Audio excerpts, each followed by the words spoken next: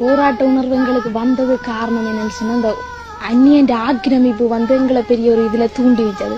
ஒரு துன்பத்தை அனுபவிக்கிறதுல நாங்கள் ஒரு போராட்ட உணர்வுன்றது எங்களுக்கு ஒரு சுதந்திர ஒரு வாழ்க்கை வேணும். அப்ப சுதந்திர வாழ்க்கையை தேடி நாங்கள் போகணும் என்று சொன்னா போராடித்தான் அதை பிடிக்கணும் என்று சொல்லி ஒரு நிர்பந்தத்துக்கு நாங்கள் தள்ளப்பட்டிருந்தோம்.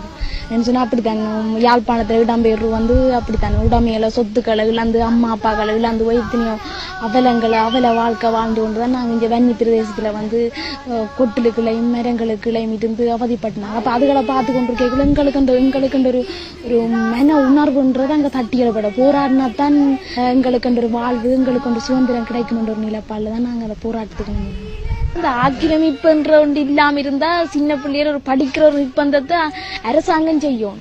இந்த அரசாங்கம் அப்படி ஒரு நிலைக்கு எங்களை கொண்டு வந்து சொன்னா நாங்கள் எங்களோட சின்ன வயசுல நாங்கள் படிக்கிற ஒரு நிலைக்கு தள்ளப்படும்.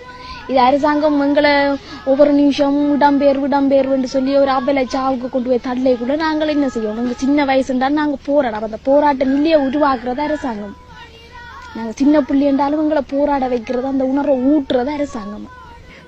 தெரியும் 18 வயசுக்கு உட்பட்ட பிள்ளைகளை எடுக்கிற இல்லையன்று தெரிஞ்சும் நாங்க எங்களுக்கு ஒரு உணர்வு இருக்கு. அப்ப நாங்களும் ஒரு துன்பத்தை பார்க்கக்குள்ள எங்களுக்கு ஒரு உணர்வு தட்டி எழுவப்படுறது. அப்ப நாங்க யோசிச்சோம் போராடினா தான் வயசு இல்லை நாங்க போராடணும் ஒரு நிர்பந்தத்துல நாங்க ஒரு பிள்ளையான வயதை கொடுத்து போட்டு அந்த வைபோசா தான் நாங்க சேர்ந்தோம்.